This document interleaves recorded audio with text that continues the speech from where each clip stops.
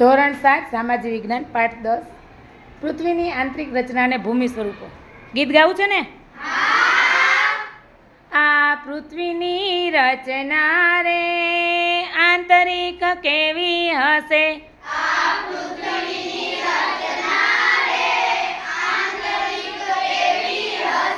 કોણે જાણ્યો પૃથ્વી ગ્રહને રે ભૂમિ સ્વરૂપો કેવા હશે?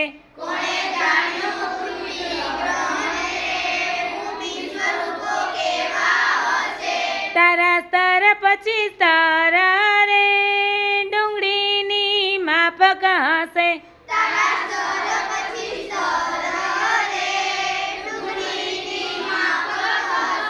તારું ઉપલું સ્તર રે ભૂકવચ હશે.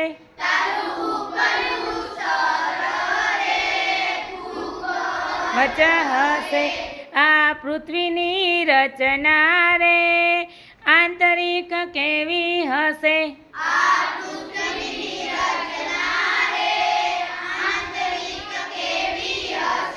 તારી ભૂમિખંડની સપાટી રે ખનીજોની શિયાળ કહે. ભૂમિખંડની સપાટી રે ખનીજોની શિયાળ કહે.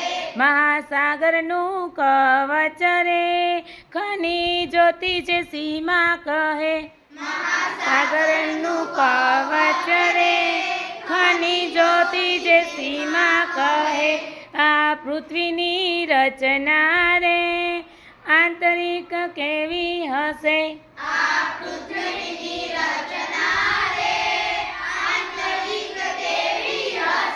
તારા ભૂકવચની નીચે રે હોય જે મેન્ટલ જો.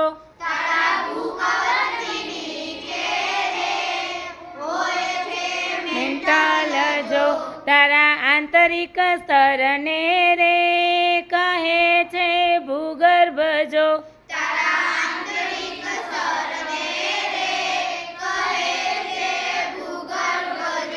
આ પૃથ્વીની રચના રે આંતરિક કેવી હશે?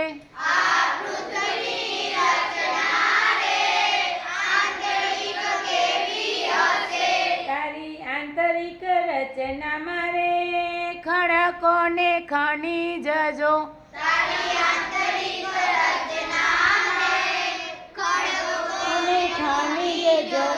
તારા નિર્માણને આધારે ખડકોના પ્રકાર 3.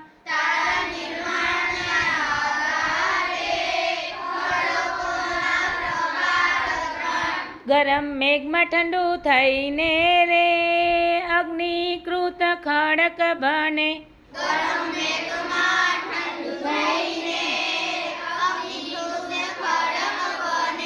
આંતરિક અને બાહ્ય રે તેના પ્રકાર છે 2.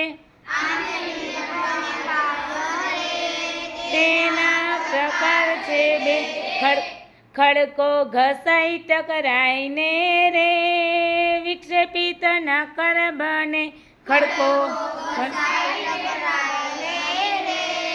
વિક્ષેપિત નક્કર બને.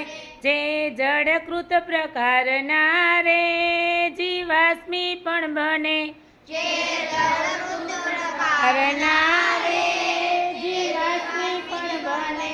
અગ્નિકૃત જળકૃત ને રે દબાણથી ઊંચા તાપમાને. દબાણથી ઊંચા તાપમાને. આ રૂપાંતરિત ખડકો રે આરસ પહાણ બને. ખડકો રે આરસ પહાણ બને. આ પૃથ્વીની રચના રે આંતરિક કેવી હશે?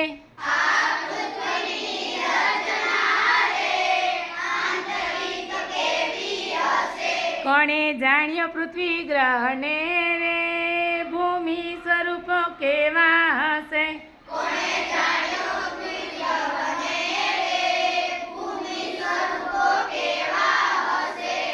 આ પૃથ્વીની રચના રે આંતરિક સાર્વત્રિક કેવી હશે